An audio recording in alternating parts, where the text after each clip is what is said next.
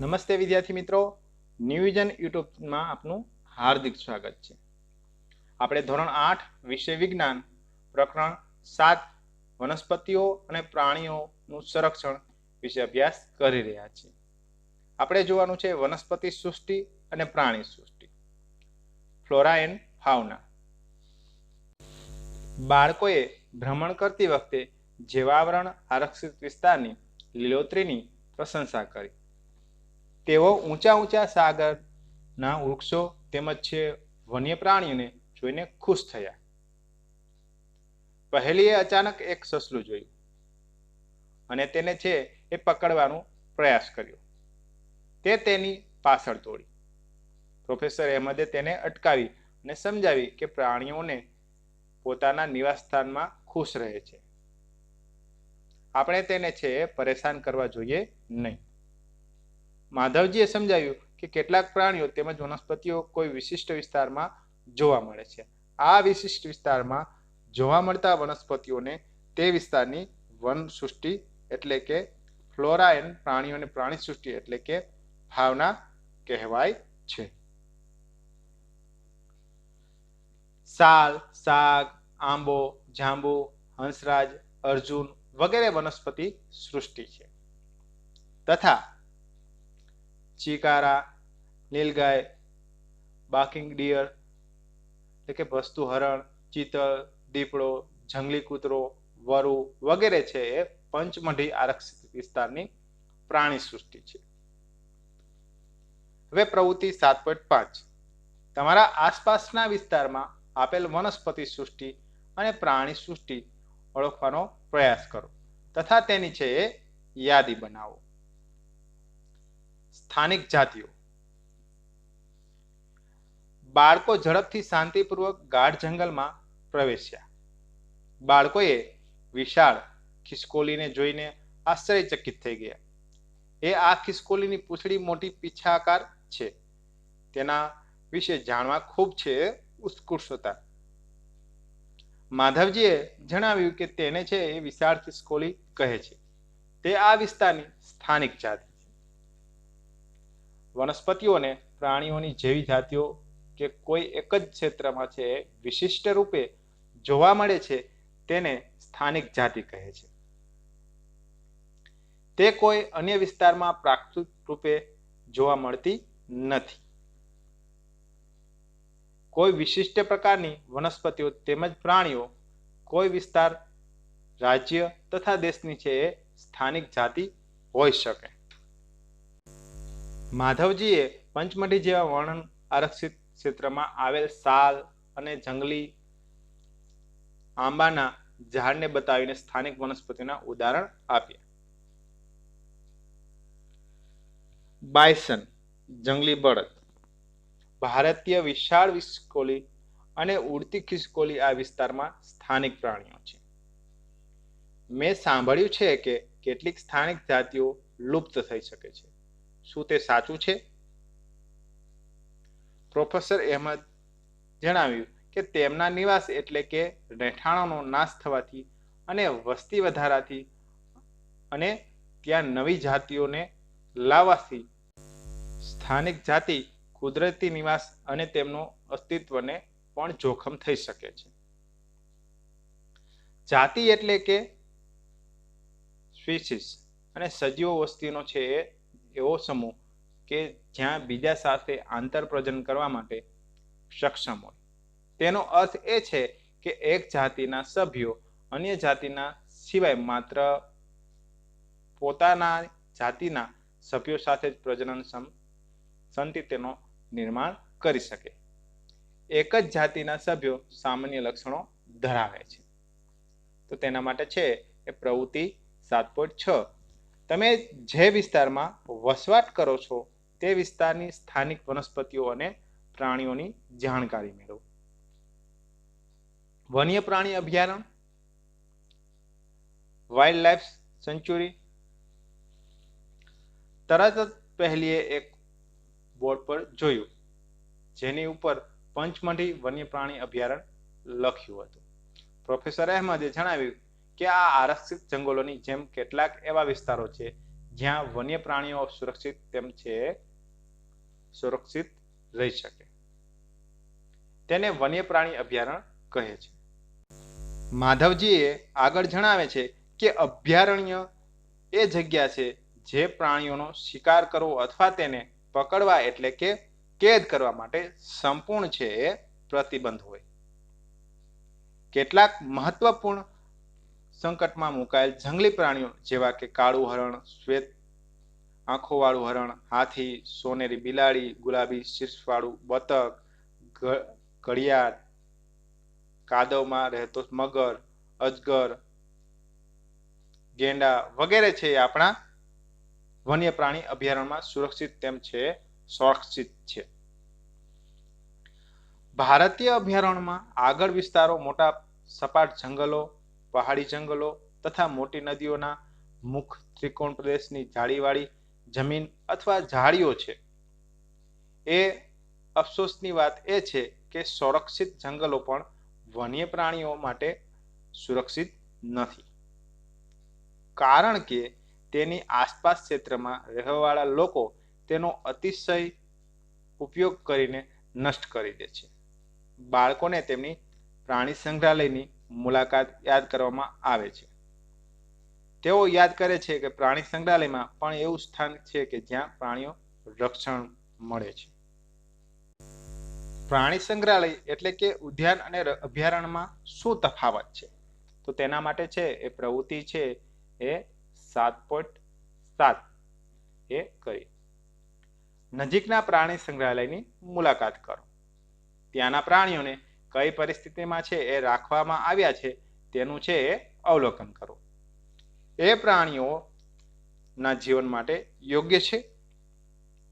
શું પ્રાણીઓ કુદરતી નિવાસસ્થાન કરતા કૃત્રિમ નિવાસસ્થાનમાં રહી શકે? તમારા મત મુજબ પ્રાણીઓ તેના કુદરતી નિવાસસ્થાનમાં આરામથી વસવાટ કરી શકે છે. એ પ્રાણી ઉદ્યાનમાં રાષ્ટ્રીય ઉદ્યાન, નેશનલ પાર્ક. રોડની સાઈડ પર એક બોર્ડ લગાવેલું હતું જેના પર લખ્યું હતું કે સાતપુડા રાષ્ટ્રીય ઉદ્યાન. બાળકો હવે ત્યાં જવા માટે ઉત્કૃષ્ટ હતા. માધવજીએ તેમને જણાવ્યું કે આ વિશાળ આરક્ષિત ક્ષેત્ર છે તથા પર્યાવરણના સંપૂર્ણ નિવસન તંત્રનું સંરક્ષણ કરવા માટે પર્યાપ્ત છે. તેને રાષ્ટ્રીય ઉદ્યાન કહે છે. તે વનસ્પતિ જાત, પ્રાણી જાત, ભૂમિ વિસ્તાર તથા ઐતિહાસિક વસ્તુઓનું સંરક્ષણ કરે છે. સાતપુડા રાષ્ટ્રીય ઉદ્યાન ભારતનું પ્રથમ આરક્ષિત જંગલ છે. આ જંગલમાં ઉચ્ચ પ્રકારના શાક જોવા મળે છે. સાતપુડા રાષ્ટ્રીય ઉદ્યાનમાં ખડકોના આશ્રય એટલે કે ગુફાઓ પણ આવેલ છે. ત્યાં જંગલોમાં મનુષ્યની ગતિવિધિઓની પ્રાગૈતિહાસિક સાબિતી છે. ત્યાં આપણને આદિમાનવના જીવનના વિશે ખ્યાલ આપે છે. પથ્થરોની ગુફામાં ચિત્રકામ પણ જોવા મળે છે. પંચમઢી જેવાવરણ સુરક્ષિત વિસ્તારમાં 55 ગુફાઓની ઓળખ થઈ ચૂકી છે. આ કલાકૃતિમાં પ્રાણીઓ તેમજ મનુષ્ય લડતા, શિકાર કરતા, નૃત્ય તેમજ વાદ્યયંત્રો છે વગાડતા દર્શાવવામાં આવ્યા છે. આજે પણ અનેક આદિવાસીઓ જંગલમાં રહે છે. બાળકો જેવા આગળ વધે છે તેઓને બોર્ડ જોવા મળ્યું જેના પર લખ્યું હતું કે સાતપુડા વાઘ આરક્ષિત વિસ્તાર. માધવજી જણાવે છે કે આપણી સરકારે વાઘ સંરક્ષણ માટે પ્રોજેક્ટ ટાઈગર અમલમાં મૂક્યો છે. આ પ્રોજેક્ટનો ઉદ્દેશ્ય આપણા દેશમાં વાઘના જીવન અને વાઘની વસ્તીને જાળવણી કરવાનો છે.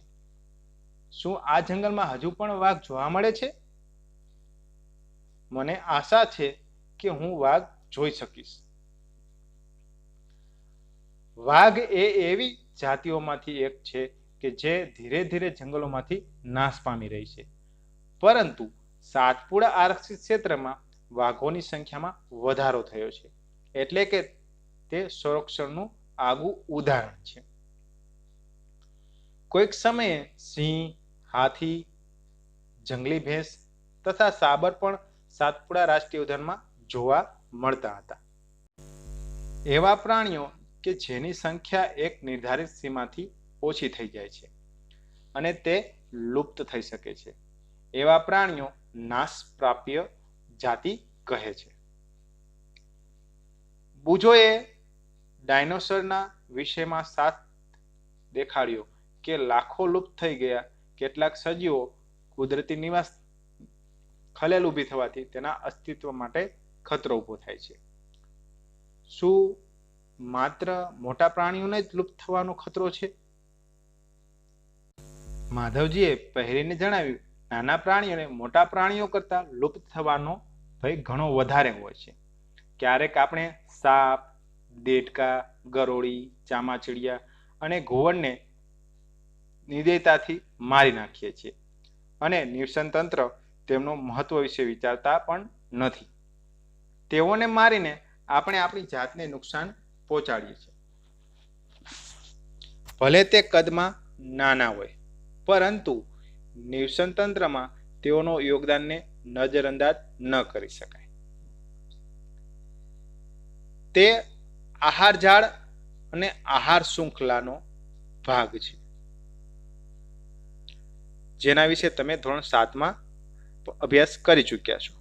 કોઈ પણ વિસ્તારની વનસ્પતિઓ, પ્રાણીઓ તેમજ સૂક્ષ્મ જીવો અને અજેય ઘટકો જેવા કે વાતાવરણ, ભૂમિ, નદીના મુખ, ત્રિકોણ પ્રદેશ વગેરે છે એ સંયુક્ત રૂપે નિવસન તંત્રનું નિર્માણ કરે છે. મને આશ્ચર્ય થાય છે કે આ બધી જ નાશ પ્રાપ્યનો કોઈ પણ રેકોર્ડ હશે પણ ખરો કે નહીં. Red data book. Professor Ahmed બાળકોને છે રેડ ડેટા બુક વિશે સમજાવે છે. તે જણાવે છે કે રેડ ડેટા બુક એ એવું પુસ્તક છે જેમાં બધી જ નાશ પ્રાપ્ય જાતિઓનો રેકોર્ડ રાખવામાં આવે છે. વનસ્પતિઓ, પ્રાણીઓ અને વન્ય જાતિઓ માટે આ અલગ અલગ રેડ ડેટા બુક છે હોય છે.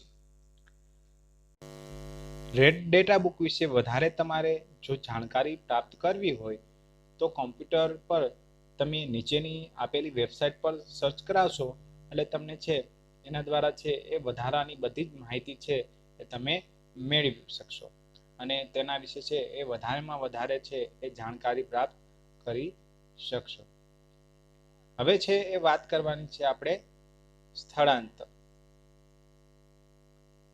માઇગ્રેશન.